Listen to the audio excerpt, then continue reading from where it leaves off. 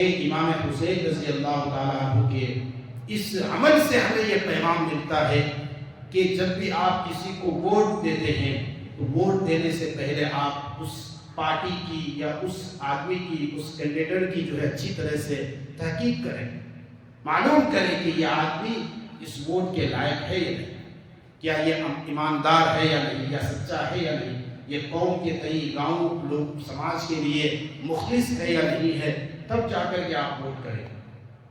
یعنی ایک ووٹ کی اہمیت کتنی ہوتی ہے، امام حسین رضی اللہ تعالیٰ عنہ کے اس کربلا کے داستان و واقعے سے ہمیں پتہ چلتا ہے کہ امام حسین رضی اللہ تعالیٰ عنہ، سوچے، اندازہ لگائیے کہ چاہتے تو یزید کو ووٹ دے دیتے، اپنی جان بھی بچ جاتی، اور وہ جو 72 افراد ان کے گھر کے شہید ہوئے تھے سب کی جان بچ جاتی، اور امام حسین کو بلکہ کسی نہ کسی شہر کا، کسی ملک کا گورنری بھی مل جاتی تھی۔ لیکن امام حسین دیکھا کہ یزید جو ہے لائق نہیں ہے، کم بخت ہے، بدبخت ہے، ظالم ہے، فاسق اور فاجر ہے، تو ووٹ نہیں دیا۔ بیعت کا مطلب کیا ہے؟ تسلیم کرنا، ووٹ نہیں دیا۔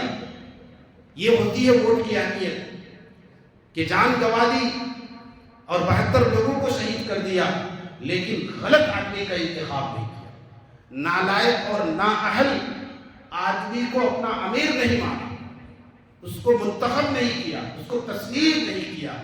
یہ ہوتا ہے ایمان والا، وہ اس طریقے سے اپنے ووٹ کا استعمال کرتا ہے۔ لیکن آج کا مسلمان، افسوس کی بات ہے، 500 روپے 1000 روپے کھلا دیا جائے، بریانی کھلا دیا جائے، چائے پانی اس کو کھلا دیا جاتا ہے، تو وہ اپنا ووٹ جو ہے شرابی، کبابی اور کیسے بھی گندے سے گندے انسان کو بھی ووٹ دے دیتا ہے۔ یعنی اپنے گاؤں اور معاشرے کی بربادی جو ہے اس کے ہاتھ میں جو ہے اس کو ووٹ دے کر کے بربادی لکھ دیتا ہے کہ 5 سال کی بربادی تمہارے ہاتھ میں ہے۔ کتنے افسوس کی بات ہے میرے بھائی دوستو۔ سب سے جو بڑا پیغام ہمیں یہ ملتا ہے داستان کربلا سے، کہ وہ یہ ہے کہ ہم اپنے ووٹ کی حقیقت اور اہمیت کو پہچانیں۔ ووٹ دینے سے پہلے ہمیں یہ جاننا پڑے گا کہ اس ووٹ کا یہ لائق ہے یا نہیں، قابل ہے یا نہیں، اہل ہے یا نہیں۔ میرے بھائی دوستو، آج ہمارے ملک کے اندر جو حالات ہے، غلط لوگ، ظالم اور جابر لوگ جو کرسیوں پر بیٹھے ہوئے ہیں، وہ اسی ووٹ کے غلط استعمال کی وجہ سے، چاہے پردھان منتری سے لے کر کے صوبائی جو منتری ہوتے ہیں وہاں سے لے کر کے M P, M L A, اور اس سے نیچے جو ہے جو مکھیا، ممبر، جتنے بھی جہاں جہاں بھی جس لائن سے بھی ووٹ ہوتے ہیں، جس منصب کے لیے بھی ووٹ دیے جاتے ہیں، غلط لوگ کیوں بیٹھے؟ اس لیے کہ عوام الناس نے، پبلک نے، جنتا نے اپنے ووٹ کا صحیح استعمال نہیں کیا۔ 2-4 ہزار ان کو پکڑا دیا جاتا ہے تو یہ غلط لوگوں کو، نااہل آدمی کو جو ہے ووٹ دے کر کے اس کو، نااہل کو جو ہے ایک عظیم منصب پہ بٹھا دیتا ہے، تو ظاہر سی بات ہے تو پھر ناانصافیاں بڑھے گی۔ آج وقف پر جو حملہ ہو رہا ہے، ہماری جائیداد پر جو حملہ ہو رہا ہے، بتایا جاتا ہے کہ 54 لاکھ کروڑ کی سمپتی، 54 لاکھ کروڑ، 5400 کروڑ نہیں، 56,000 کروڑ نہیں، 54 لاکھ کروڑ کی سمپتی آج خطرے میں ہے، حملہ ہو رہا ہے اس پہ۔ ایک ایسا بل لایا گیا، بلکہ پاس بھی ہو گیا ہے، اب اس بل کے ذریعے سے ہماری یہ سمپتی ختم، ہماری مسجدیں، ہماری عبادت گاہیں، ہماری قبرستان، درگاہیں، پتہ نہیں کب کیا ہو جائے گا اور کس طریقے سے چھین لیا جائے گا، قبضہ کر لیا جائے گا، نہیں معلوم۔ بہت ساری جگہوں میں ابھی تو شروع بھی ہو گیا ہے، یو پی کے علاقے میں اور کئی علاقوں میں قبرستان پر جو ہے مسئلہ کھڑا کر رہا ہے، مردے کو جو ہے دفن کرنے کے لیے لے جایا گیا تو وہاں مسئلہ کھڑا کر دیا گیا۔ حالات بہت خراب ہوتے جا رہے ہیں میرے بھائی بزرگوں دوستو۔ یہ 54 لاکھ کروڑ، یہ 8.5 لاکھ 9 لاکھ ایکڑ کی جو زمین ہے ہماری، اس پر جو حملہ کیا جا رہا ہے، اس کو قبضہ کرنے کی کوشش ہو رہی ہے، یہ کتنے افسوس کی بات ہے۔ لیکن اس کے باوجود مسلمان غفلت میں ہیں، بہت سارے مسلمانوں کو معلوم ہی نہیں ہے کہ کیا ہو رہا ہے، وقف کیا ہے، وقف کیا چیز ہے، جاننا ہی نہیں چاہتے ہیں، غفلت سے نکلنا ہی نہیں چاہتے ہیں میرے بھائی بزرگوں دوستو۔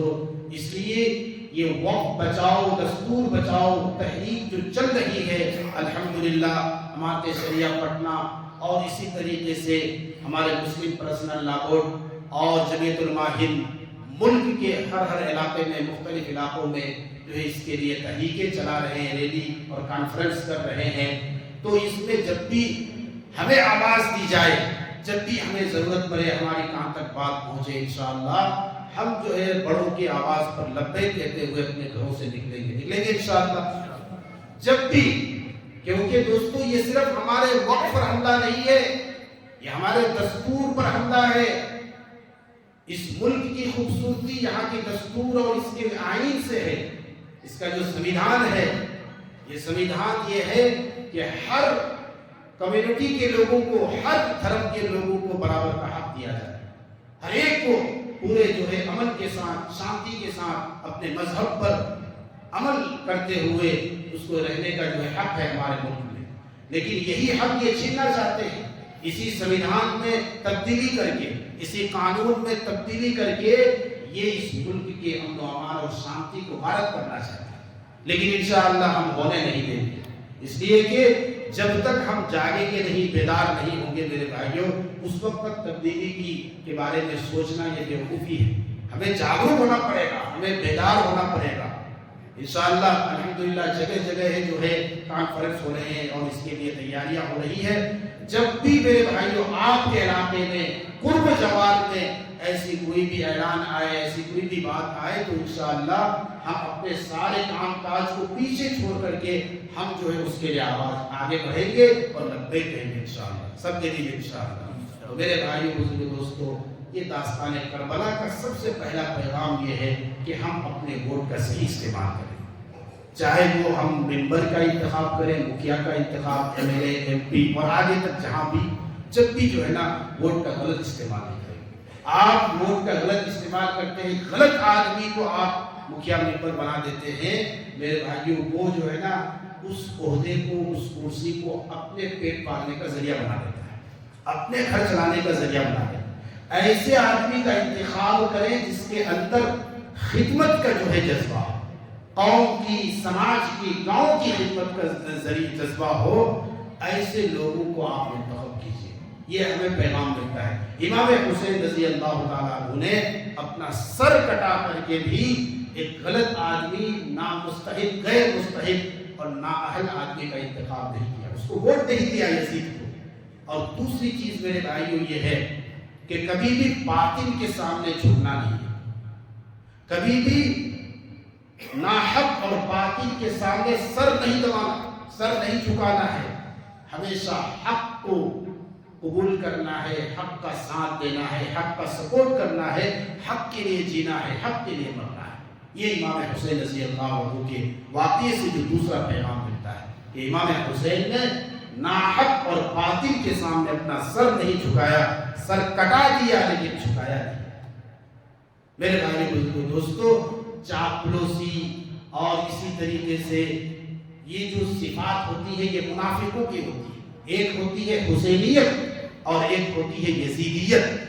حسینیت بھی زندہ ہے اور یزیدیت بھی، بہت سارے آپ کو یزیدیت کو ماننے والے ملیں گے۔ حسینی کردار یہ ہے اور حسینیت یہ ہے کہ آدمی کے اندر جو ہے اخلاص ہو۔ امام حسین رضی اللہ تعالیٰ عنہ صبر کے ساتھ، استقلال اور استقامت کے ساتھ حق پر جمے رہے۔